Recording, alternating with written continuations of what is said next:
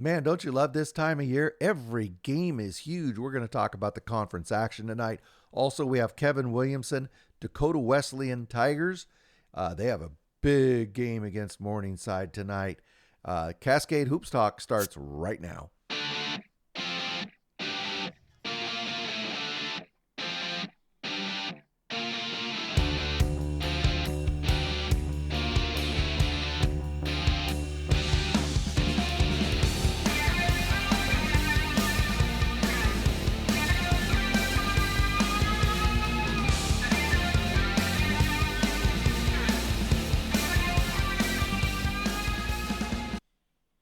Hey, let's start with our milestones. The NAIA put out their Players of the Week. Will Kelly, Columbia International University. You know him as CIU. They're the Rams.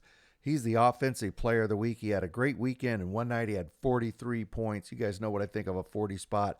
That really opens my eyes. Omarion Smith, Dalton State College Roadrunners. He is the Defensive Player of the Week. He had a big weekend, 10 blocks over the weekend. Coach Ireland called him his air defense system. A great weekend for him. A big weekend, a big week for both of these players. Congratulations being named Player of the Week with all the players in the NAI. It's a great honor. Also, Miles Montecourt, Ave Maria Gyrenes, 1,000 points. He joins the 1,000-point club. 1,000 and counting. Congratulations, Miles. What a great milestone. And you'll have that. You'll be in the record books at Ave Maria now forever. Let's jump right into the Red River Conference where tonight Louisiana State University Alexandria beat Xavier. Kind of a highly anticipated game, but Xavier brought their A game. They beat them 81-62. Cashing out was fabulous. 32 points, 10 rebounds. E.J. McQuillan, 13 points, 5 assists. Alexandria goes to 23-1. And they're going to host Our Lady of the Lake on Thursday. And with that, they get the number 1 seed, which means they're going to win the conference, which means they got their ticket punched to the tournament. Congratulations to Coach Jackson. Congratulations to the Generals. Well-earned. Taking a look at the conference, just one other game. Houston's Tillotson was victorious over Texas College. Now, this is a 8-team, top 4, bottom 4, 1 plays 8 tournament, but it's all in one place. So normally you're watching this red line here to see who's going to get the home court advantage in the first round. The tournament's all played in one place. So you're looking to see if there's any drama down here. Not a lot. Jarvis Christian has 3 games in the loss column on Houston Tillotson. So things are really starting to firm up in this conference. Couple of games we're really going to look at is Houston Tillotson is going to play Jarvis Christian. I think Houston Tillotson would need a miracle, but they could get it. And Our Lady of the Lake is going to play LSU Alexandria. And remember now, they might have clinched, but really these games are huge because you want to go into those conference playoffs with momentum. In the Hart Conference, Baker was off tonight, but Grandview fell to Graceland today. 71-60. Sorry about that. Taking a look at the conference and the standings. The top 4 will get home court in the first round of the playoffs. So the big battle is still here, 4 and 5. Those guys are dead tied. Mid-American Nazarene and Park. Central Methodist and Benedictine are locked in a tight battle for that final spot. And so on Wednesday, a couple games, Park is going to be at Central Methodist, who needs a win. They both need a win. Park to get to the 4 and Central Methodist to stay in the 8. Mid-American Nazarene is at Baker. And I think this Grandview Graceland game was the one we just played. I could be wrong, but that was the one that was played tonight, I believe. Dalton State, they defeated Oakwood. This was a non-conference game, but it's a win for Dalton State, but non-conference. Matt Compass, who's had just a great season, 25 points, 4 rebounds, and Antonio Lewis, 18.7 rebounds. So the Roadrunners, they go to 21-4, and they're going to be at Loyola on Saturday. Taking a look at the Southern States, Here's the rest of the scores. All non-conference. All these were non-conference. Good win for Thomas over Stillman in overtime. That was a good win. The only conference is Middle Georgia beat Abraham Baldwin right here, 81-56. That's the only conference game.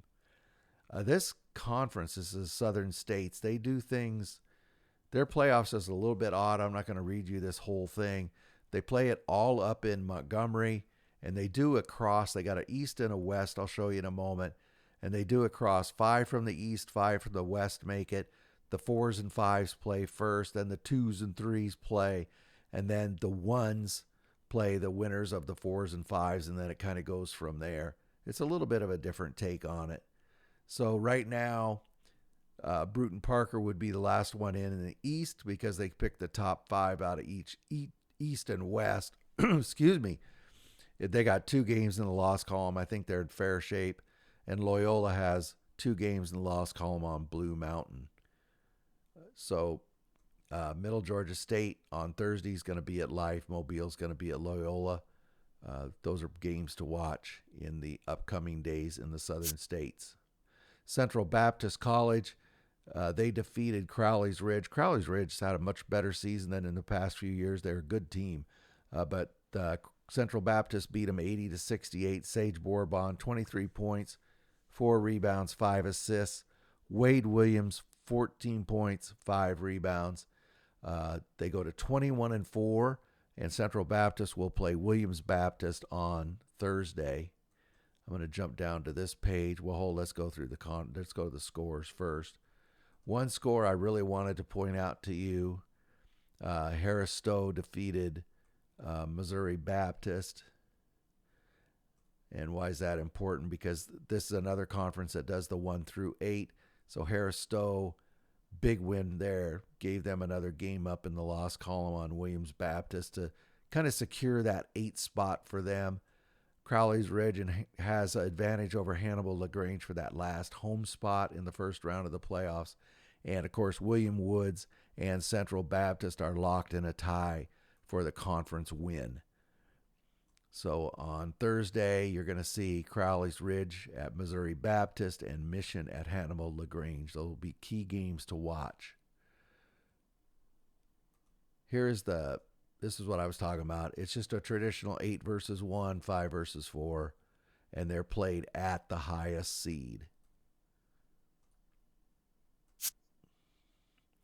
Hey, we talked to Kevin Williamson yesterday morning, I think. He's the head men's basketball coach at Dakota Wesleyan. He came into Dakota Wesleyan, new coach there, a lot of press. They kind of struggled a little bit in the non-conference, and then Northwestern and Dordt started taking all the oxygen out of the GPAC, and nobody was talking about anybody but them. Once in a while, they'd mention Morningside, and now Concordia's kind of worked their way back in the conversation. But just kind of quietly, Dakota Wesleyan is making a move. They've won 7 out of 9. They're playing really good basketball in the Corn Palace, and they have a huge game tonight as Morningside has to come to the Corn Palace. We talked to Kevin Williamson just before practice the other day, and let's take a listen. Cascade Hoops Talk, Billy Day. I got Kevin Williamson on the phone. He's the head men's basketball coach at Dakota Wesleyan. They're the Tigers. Coach, the best thing about coaching at Dakota Wesleyan has got to be coaching in the Corn Palace. Yeah, it's fun. It's fun. We've kind of had a nice little run in there recently, and we hope to keep that going and keep the crowds getting bigger and bigger as they have been for the last week.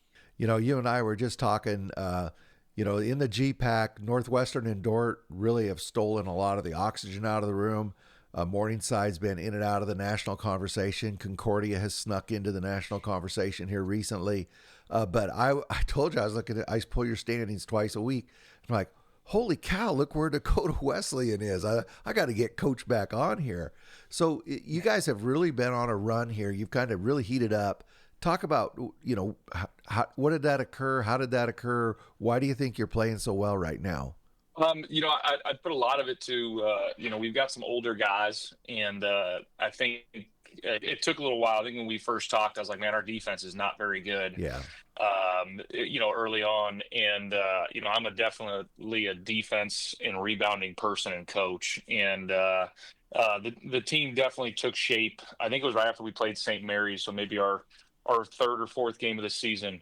We really started to click and started to move the way that my teams typically move. The trust was there amongst the guys. So I think it took a while to get them to move at the speed that I want them to move at. And as soon as they figured it out and saw it on film more and more, the better they got. And then the last piece of it is I've got some seniors that just really want to win. Yeah. I've got 4 guys that are seniors that are almost or are 1,000 point scorers. So you're talking about a lineup that, when it's all said and done, is going to have 4 guys either above it or right around 1,000 points. So you've got some seniors that have had some college basketball experience and some ups and downs throughout their careers. And you got 3 seniors who have never been to the national tournament and were recruited here, in the past, seeing just the teams getting to the national tournament over and over and over. And that's what they were recruited to do. And I think that it's that urgency that the senior group has right now. And it doesn't matter if it's a player going for 20 points in the night or the next night he has 0 and 10 rebounds. They're going to do whatever it takes to put us in the best spot to win. And they drop their egos and they play hard. And I think that's been the difference in the last 6-7 weeks for us. Yeah, let's give these guys a shout out. I mean, Samuel Aslison, Tampa Scott the fourth, Jacob Dobney, Blaze Lovers. Those are the 4 seniors you're talking about. They're all pretty close to averaging double digits for you, and they're playing real hungry right now, huh? Yeah, they're very hungry and they know their roles and they play very well within their roles. I personally, I think Dobney's the best on-ball defender in the conference. I know last week he finally got defensive player of the week, but I think if you ask any coach in our league on the ball, I don't know if there's a bigger pest in our conference than him. And he's physically 6 foot 170, and he's physical. Like, he likes to hit and he's aggressive. Tampa's kind of the same, but can hit some crazy shots and can really get the Palace going when he's making some of these shots that he can make. And Sam is just an every single day guy. And him and Tampa, our captains, are just unbelievable everyday people. And when you have that between your point guard and your post, you have a pretty good setup. And then Blaze Lubers is just an animal. Like, he's 6'3" at best and 205 pounds. And the rebounds that he comes up with is incredible for his size or lack of size for playing a power forward position. And he just does all the dirty work that you need a guy to do. And he's just an unbelievable person. So we've just really got a good dynamic 4 right there as seniors, and the young guys are seeing that. And I think they're even starting to pick up on it. So right now, as we speak, you're 11-5 in the GPAC. So to put it in perspective, Dort right now, I'm not going to put words in your mouth, but I think it's going to be hard for anybody to catch them. But if you look at Northwestern and Morningside, they're 13-4. Not to make a long-winded thing, but you're a game and a half out of second. And you got, what do you guys got left? You got 3 left. Is that right? We got 4. We got 4 left. 4 left, and we have 3 of the top 4 in front of us to finish. Okay, I don't add very well. You're 11-5. That's 15. No, that's 16. Oh, my goodness. 16, I went to Klamath Union High School, for everybody who doesn't know. Oh, my goodness. So you got 4 left. You got plenty of time. I mean, so how do you, I asked another coach about this. Coach, how do you handle this? Because you don't want your guys scoreboard watching, right? You don't want to start scoreboard watching. So what is your strategy to get around this and just finish strong with these last 4? Yeah, we weren't picked to be in the top 5. We were picked to finish 6, and I think that was a pretty accurate assessment at the beginning. And we've been pretty steady between 4 through 6 the entire season in the GPAC. And I think when we've talked with our guys, we finally had this first talk about this after our game against Mount Marty on Saturday, but we have an opportunity with 3 of the top 4 teams in front of us to be able to make our own destiny. That's right. Our job is to come in and shock them. Like, our job is to come in and basically kind of in a I'm going to use a Steph Curry language, kind of ruin their season. We've got to kind of come in there and ruin the game for them and be that kind of group. I don't know if anybody expects us to, especially amongst GPAC people.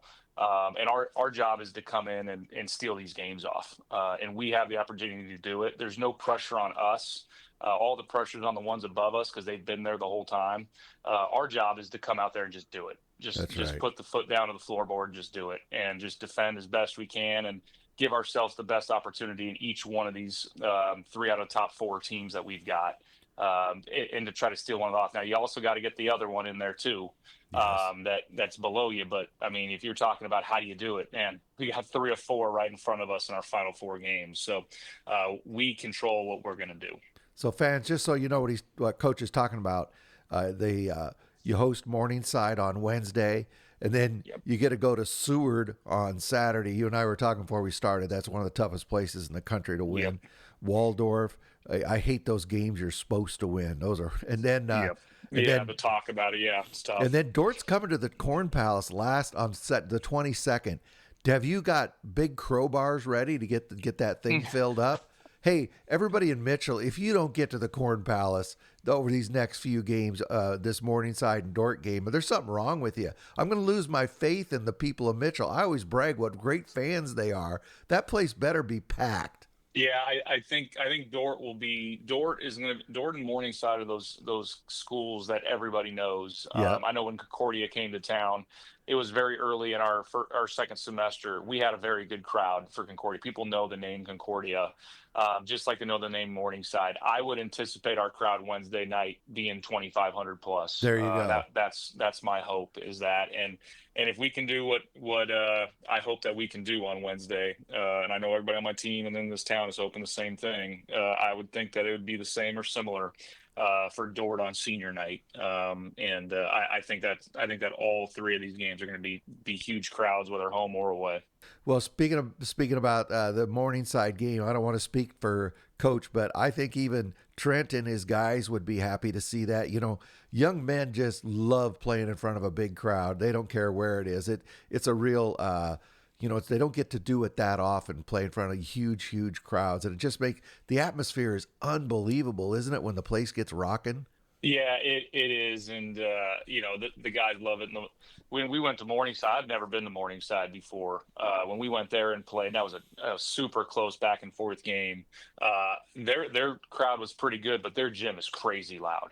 I mean, it's just one of those gyms that reverberates off the walls, and I know all guys involved in playing that game loved it, and it was an unbelievably fun and competitive and physical game.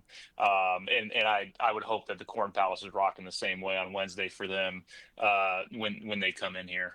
Well, Coach, really enjoying this GPAC race. There's a lot of good races around the country this year, but this GPAC race always is super entertaining. I wish you a lot of luck as you move forward. However it turns out, once again, everybody in Mitchell and around the area, you got to get out and watch these last couple of games. They're going to be crazy. And these are big, important games, aren't they, Coach? These are huge. These are going to define these are going to define if we can get a home game for the conference playoffs. Absolutely. I mean, if we want to get another one, we better show out and scream for these ones to be able to have that chance for one more at the end. Well, Coach, I appreciate you giving me a few minutes before practice. Folks don't know we set this up on the run, but thank you so much, Coach Williamson. I really appreciate it. Hey, thanks, Bill. Appreciate the time. Okay, that's Kevin Williamson. He's head men's basketball coach, Dakota Wesleyan. Thank you, Coach. Thanks, Bill. Hey, thanks a lot to Kevin Williamson. Also to thank you to Dakota Wesleyan. And seriously, get out to that Morningside game. It is going to be amazing tonight. You just got to get that Corn Palace rocking. I mean, that's what it's all about.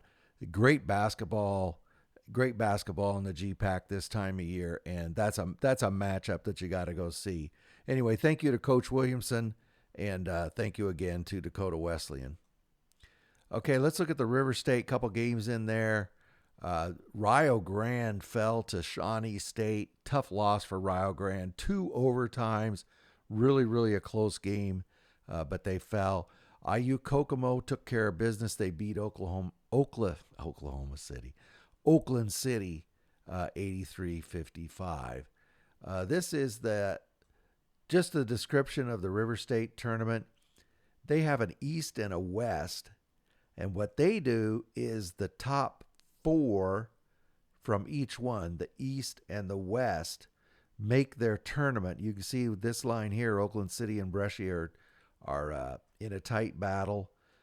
Same here, West Virginia Tech and Shawnee State only separated by a game for that final playoff spot. And I think what they do, yeah. So the one of the East will play the 4 of the West. I believe it's like that. Yeah, across divisions. So that's a little bit different too. So you have 2 divisions. You don't really play them in here, but it's almost the same as the 8, but you go across divisions. So the 2 of the East will play the 3 of the West. There's a test later, and I do grade on a curve. On Wednesday, Midway is going to be at IU East. Also, St. Mary of the Woods is going to be at Indiana Southeast. So you'll have to keep an eye on that conference.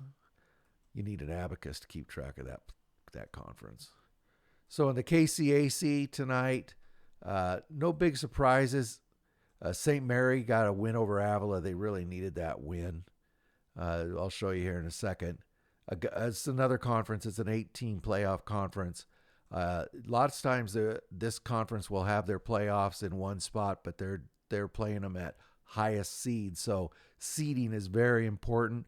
You can see St. Mary and Ottawa really battling for that 4 spot. Heck, St. Mary could work all the way up to the 2 spot. Oklahoma Wesleyan is 1 game up for first. Friends is only a game back. And Evangel is locked in a tight race for that 8 spot with Sterling. So what's going on in the conference on Thursday? Well, Ottawa is going to be at Oklahoma Wesleyan. That is going to be a great game. And Friends, who is battling for this, the conference lead, and Sterling, that you can see here, they're battling to get in that 8. That's a big game. Both those teams have, and Friends has to go to Sterling. And so that's a big deal, folks. You have to go on the road in the KCAC. Well, that's what I have. Really appreciate Kevin Williamson's time. Thank you for your time. And keep watching NAIA basketball. Won't cost you a bundle. It's the best entertainment value in America. Thank you very much for supporting our podcast. Please like and subscribe. Get out to your local NAIA school, because NAIA basketball is the best entertainment value in America.